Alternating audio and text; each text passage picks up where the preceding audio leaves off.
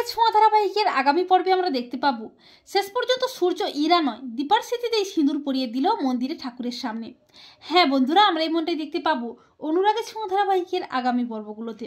সূর্য ও ইরা মিসকা ও তার গুন্ডাদের হাত থেকে বাঁচতে গ্রামেরই একটা শিব মন্দিরে আশ্রয় নেয়।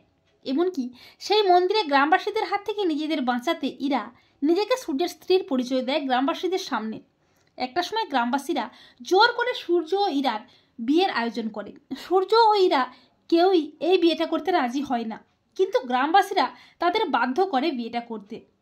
অপরদিকে হঠাৎই দীপার হাত থেকে সিঁদুর কৌটোটা পড়ে যায়। দীপার মাথায় সিঁদুর লেগে যায়। তখন দীপা অস্থির হয়ে ওঠে। দীপা বলে যে ডাক্তারবাবুর কিছু হয়নি তো, উনি ঠিক আছেন তো, মিসকা ওনার কোনো ক্ষতি করে দেয়নি তো, আমাকে যেভাবেই হোক ওনার কাছে পৌঁছতেই হবে। এই বলে দীপা পুলিশকে নিয়ে বেরিয়ে পড়ে সূর্যের খোঁজে। অপরদিকে ইরাকে কোণে বেশে ও সূর্যকে বর বেশে ছাদনাতলায় নিয়ে আসে গ্রামবাসীরা। তাদের বিয়ের পর সমস্ত নিয়মকানুন শেষ হয়ে যায়। আর যখনই সূর্যকে দিয়ে ইরার স্মৃতিতে জোর করে সিঁদুর পরাতে বাধ্য করে গ্রামবাসীরা, তখনই বিয়ের মণ্ডপে হাজির হয় দীপা।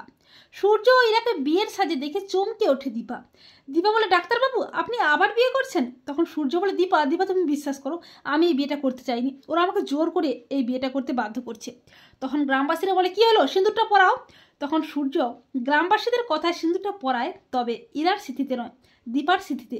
তা দেখে চমকে ওঠে গ্রামবাসীরা। আর ইরা দীপাকে দেখে চিনতে পারে আর হাঁ করে তাকিয়ে থাকে। সূর্য চিৎকার করে বলে আমি বিবাহিত, আর এই যে আমার স্ত্রী দীপা সেনগুপ্ত। তো বন্ধুরা, তোমরা এটি চাও তো যে সূর্য যেন শেষ মুহূর্তে এসে ইরা নয় দীপার স্মৃতিতেই সিঁদুরটা পরিয়ে দেয়? কমেন্ট করে জানিয়ে দাও তোমাদের মতামতটি।